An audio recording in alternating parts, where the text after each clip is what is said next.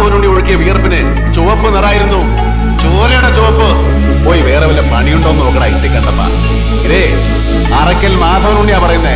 ആ പേരിന് ഈ ജന്മം മുഴുവൻ നിന്റെ ഉടയോൻ എന്നൊരർത്ഥം കൂടി ഉണ്ട്. അത് മറക്കരുത്, മറന്നു പോകരുത്.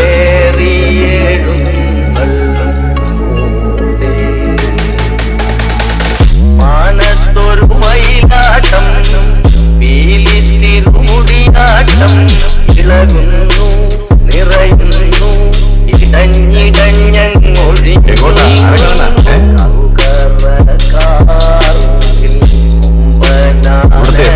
അമ്മായി അകത്ത് കാരണം കുട്ടികൾക്ക് ഓരോ പൊന്നാണ് കൊടുക്കണം.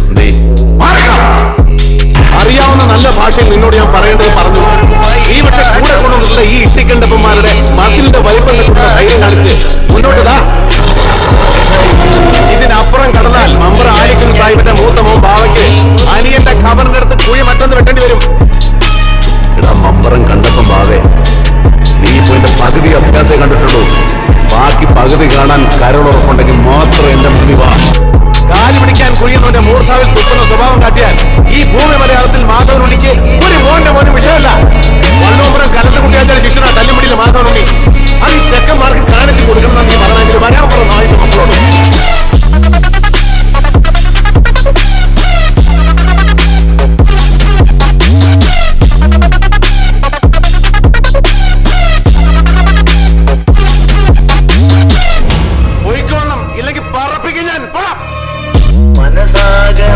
ഏത് നായന്റെ മോനാണ് അറിയേണ്ടത് അവളുടെ കഴുത്തിൽ താലി കെട്ടിയവൻ ആരാണെന്ന്?